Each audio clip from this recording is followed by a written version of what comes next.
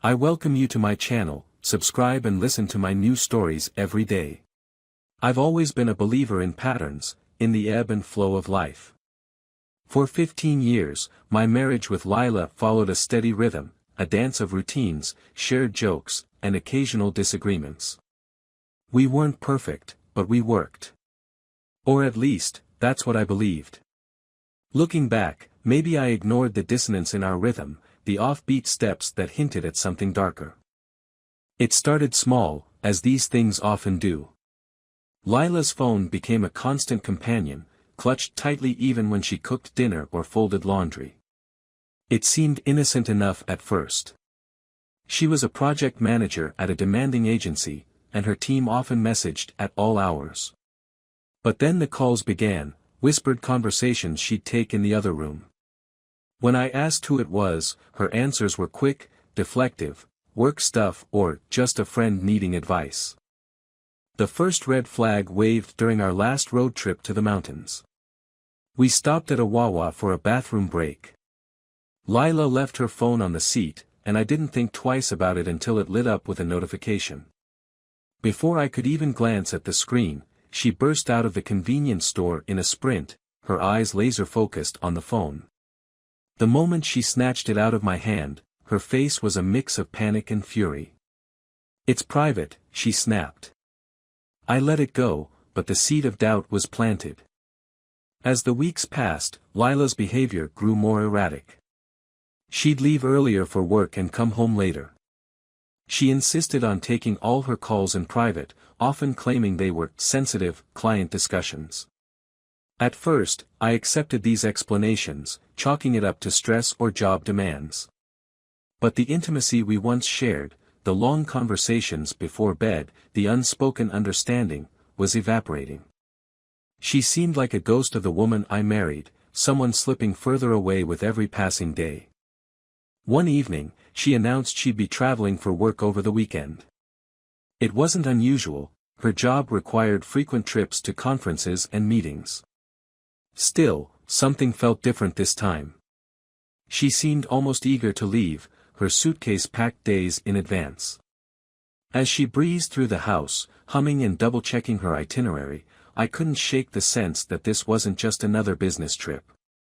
That night, I lay awake, staring at the ceiling, replaying the last few months in my head. Was I being paranoid? Or was there something more sinister hiding in plain sight? The weight of my unease pressed down on me like a heavy blanket. I resolved to do something I'd never done before, look deeper. When Lila left Friday morning, her car barely down the driveway, I opened her laptop. We both knew each other's passwords, a testament to the trust one thought we shared. My hands trembled as I typed in her credentials. Emails, calendar entries, and bookmarked pages loaded onto the screen. At first glance, everything seemed mundane, ordinary. Then I saw it, a confirmation email for a hotel in a city that wasn't on her itinerary. My stomach churned. I clicked the email and saw the details, a suite booked for 2 nights. The name listed for the reservation wasn't hers. Nick, it read.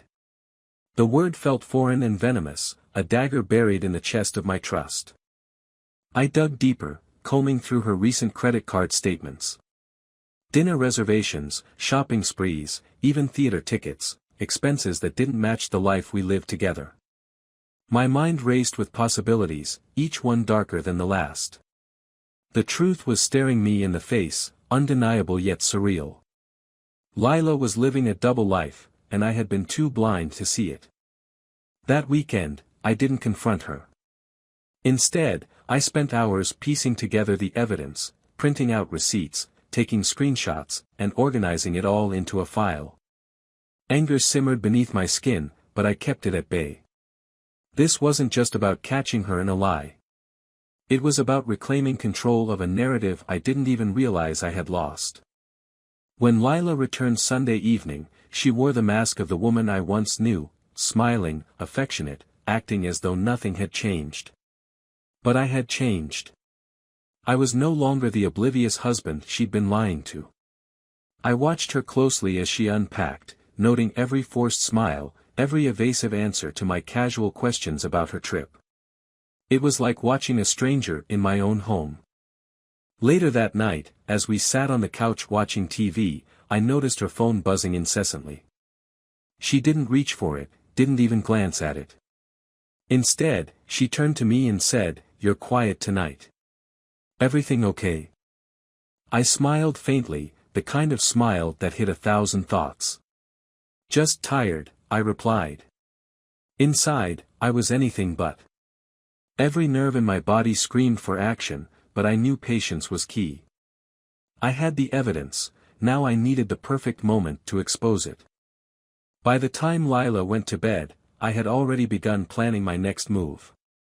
This wasn't just going to be a confrontation. This was going to be a reckoning. The days following Lila's trip felt like an eternity. I went through the motions of work and daily life, but my mind was consumed by the growing storm. Every glance at her, every word she spoke, felt like a lie.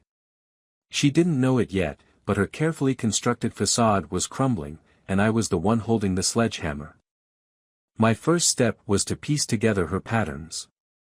The hotel email had been my starting point, but now I needed a clearer picture of how deep this betrayal ran. Her phone was the obvious key, but Lila was always careful to keep it close. Unlocking it without her noticing would be tricky. For now, I focused on what was within reach. That night, after Lila fell asleep, I crept into the living room where she'd left her purse. My heart raced as I unzipped it, fingers brushing against her wallet, keys, and other essentials. Buried beneath her belongings, I found her work badge and a receipt for a boutique wine store in a city she hadn't mentioned visiting. The date matched one of her supposed conferences. Another piece of the puzzle. The next morning, I sat at the kitchen table, sipping coffee and scrolling through her credit card statements on my laptop. Every purchase was a potential breadcrumb, and I followed the trail obsessively. Dinners for two, gas station stops far from her usual routes, and hotel stays in cities I'd never heard her mention. Each entry felt like a slap in the face, but it was also fuel. The clearer the picture became, the more determined I was to expose her. One night, I caught a break. Lila left her phone charging in the living room while she took a shower. My chance had come. I grabbed it, my fingers fumbling as I swiped to unlock the screen. The password, our anniversary, worked like a charm. A rush of triumph surged through me, but it was short-lived. The first thing I noticed was the silence of her message app. No texts, no notifications. She'd either deleted everything or was using another method to communicate. I shifted to her email, combing through the inbox for anything suspicious. That's when I found it, a forwarded flight itinerary from a name I didn't recognize. It confirmed a flight from our city to the same location as her last hotel stay. The return ticket was for Sunday evening, aligning perfectly with her work trips. I screenshot the email and forwarded it to myself before locking the phone and putting it back in its place. By now, I had a decent collection of evidence, but I needed more, proof so undeniable that even Lila couldn't spin her way out of it. That's when I turned to our joint phone plan.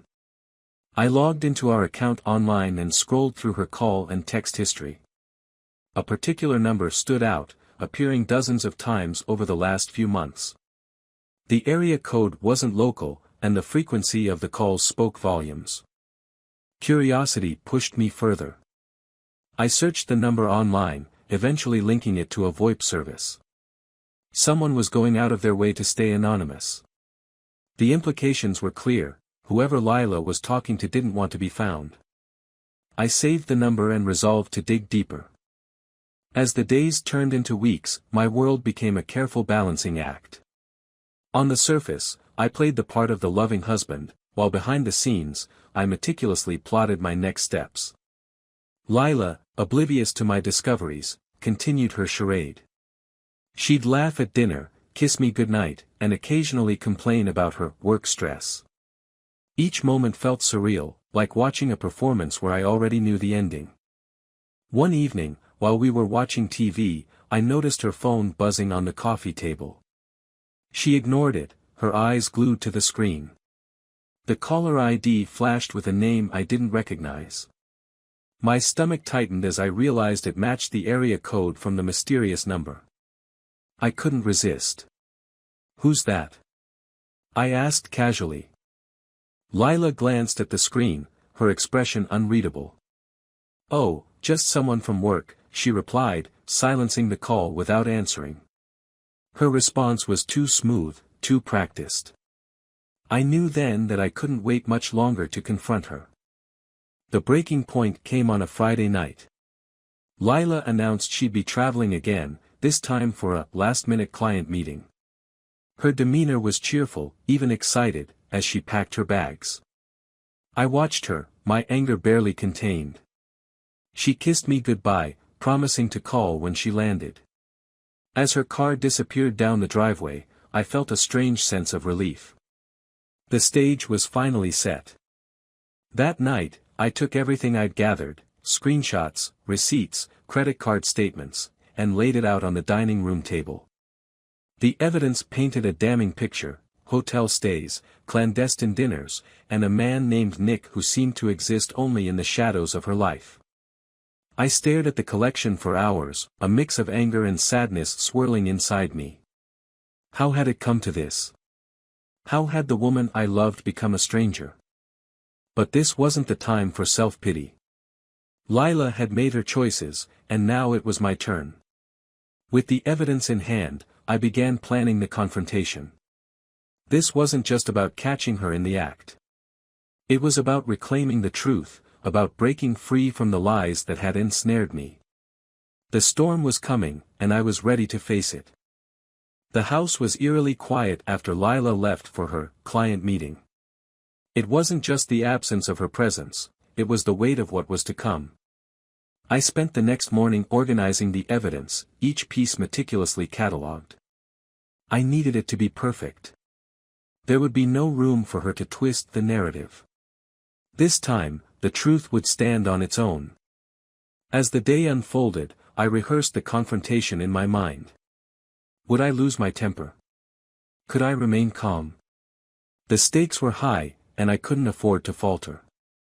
I needed to be in control, not just of the situation but of myself. This wasn't just about exposing her betrayal, it was about reclaiming my dignity. That evening, I invited a few close friends and family members over for dinner. On the surface, it was a casual gathering, but I had a very different purpose in mind. They were here to bear witness. These were people who had supported us as a couple, who believed in the image of our marriage. I wanted them to see the truth for themselves. The table was set, and the house smelled of roasted chicken and garlic mashed potatoes. I kept up appearances, laughing and chatting as though nothing was amiss. But beneath my calm exterior, I was bracing for the storm. At 9 p.m., my phone buzzed with a message from Lila, landing soon. Be home in 30. Perfect. By the time Lila walked through the door, everyone was seated in the living room, sipping wine and exchanging stories. She looked surprised to see them but quickly masked it with a warm smile. "Wow, what's the occasion?" she asked, her suitcase still in hand. "Oh, just a little get-together," I replied. "Thought it'd be nice to catch up with everyone." Her eyes narrowed slightly, but she nodded. "Let me freshen up," she said, heading toward the bedroom. I followed her with my gaze, the tension building like a coiled spring. When she returned, I invited her to join us in the living room. She perched on the arm of a chair, her smile polite but guarded. "So," I began, keeping my tone casual, "how was the trip?" "It was fine," she said, her voice light. "Just the usual, meetings, presentations. Nothing exciting." I nodded, pretending to accept her answer. Then I stood and walked to the dining room table, where the evidence lay waiting. "Funny thing," I said, picking up a folder, "I came across some of your recent travel documents. Thought they might help us plan our next vacation." The color drained from her face as I opened the folder and began laying out the papers. Hotel receipts, credit card statements, screenshots of emails, all of it spread before her like an indictment. The room fell silent as everyone watched her reaction. "What is this?" she asked, her voice trembling. "This," I said, holding up a receipt for a dinner for two, "is from your last conference. In a city you never mentioned visiting." She opened her mouth to speak, but I didn't give her the chance. "And this," I continued, holding up a printed email, "is your flight confirmation for this weekend. Funny, it doesn't match the destination you told me about." Her eyes darted to the others in the room, desperation flashing across her face. "You've been spying on me." "Spying?" I laughed bitterly. "No, Lila. Spying implies secrecy. What I've done is uncover the lies you've been feeding me for months. Maybe years." The room was heavy with silence, broken only by the rustle of papers as I added more evidence to the pile. Lila's mask of composure cracked, and her voice rose. "You don't understand." "Oh, I understand perfectly," I interrupted. "You've been having an affair with Nick. I know who he is, and I know what you've been doing. So spare me the excuses." Tears welled in her eyes, but they didn't move me. "It's not what you think," she whispered. "Then explain it to me," I challenged, my voice cold. "Explain why I've found receipts for hotels, dinners, and flights. Explain the endless calls and texts to a number registered to a VoIP service. Go on, Lila. Enlighten me." She broke down then, sobbing into her hands. The room watched in stunned silence as the woman they thought they knew crumbled before their eyes. Finally, she looked up at me, her face streaked with tears. "I was lonely," she said, her voice barely audible. "I felt like we were drifting apart." "Lonely?" I repeated, my voice filled with disbelief. "You felt lonely, so you decided to betray me? To destroy the life we built together?" Her sobs deepened, but I couldn't stop. "Do you have any idea what you've done? The lies you've told, the trust you've shattered? How do you come back from something like this?" The room stayed silent as the weight of my words settled over us. Lila didn't respond, her head bowed in shame. Finally, I turned to the others. "This is the truth of our marriage," I said. "This is what's been happening behind closed doors." A friend spoke up, his voice filled with shock. "Lila, how could you?" She didn't answer, and I didn't wait for her to. "You can stay with Nick," I said, my tone flat. "Because you're no longer welcome here." Lila looked up, her face a mix of panic and disbelief. "Please," she begged, reaching for me. "Let's talk about this. We can fix it." But I had made up my mind. "No, Lila. There's no fixing this. You made your choice, and now I'm making mine." With that, I turned and walked out of the room, leaving her to face the judgment of those who had once called her a friend. The days following the confrontation felt surreal. Lila had left that night, a suitcase hastily packed with whatever she could grab, her tear-streaked face a hollow mask. I didn't know where she went, and truthfully, I didn't care. I was exhausted, not just physically but emotionally. Years of love, trust, and partnership had unraveled in a single evening. My friends and family rallied around me in the days that followed. They offered words of comfort and solidarity, but their pity was a bitter pill to swallow. Despite everything, I didn't want to be seen as a victim. I was ready to move forward. Or so I thought. A week after Lila left, I decided to clean out the remnants of her presence in the house. Her closet still held some of her clothes, and her perfume lingered faintly in the bedroom. It felt like she was haunting me. Determined to erase every trace of her, I pulled open her nightstand drawer, and froze. Inside was a small box I didn't recognize. It was wrapped in silver paper with a neatly tied bow, like a forgotten gift. My heart pounded as I picked it up. On the lid, a sticky note bore her handwriting, "For our anniversary. Open when you're ready." Curiosity battled with anger as I unwrapped it. Inside was a USB drive. No explanation, no further note, just the small, innocuous device. Against my better judgment, I plugged it into my laptop. The folder on the drive was titled, "For Us." My hands trembled as I opened it. Inside were dozens of files, photos, videos, and letters. The first video was of Lila sitting on our couch, her eyes red and puffy as though she'd been crying. "Hi, Will," she began, her voice trembling. "If you're watching this, then I've ruined everything. I don't know how to say this, but I need you to know the truth." I leaned forward, my breath caught in my throat. "I wasn't lonely," she admitted, her voice breaking. "I wasn't drifting away. Everything I did, every lie I told, was to protect you." The words hit like a punch to the gut. "Protect me? From what?" The video continued. Lila explained that 6 months earlier, she'd received devastating news. During a routine checkup, doctors had found something, a mass. Tests confirmed her worst fear, cancer. She had kept it from me, unwilling to burden me with the knowledge. Her voice cracked as she described the treatments, the secrecy, the overwhelming guilt. "I thought if I pushed you away, it would be easier for you when I was gone," she said, tears streaming down her face.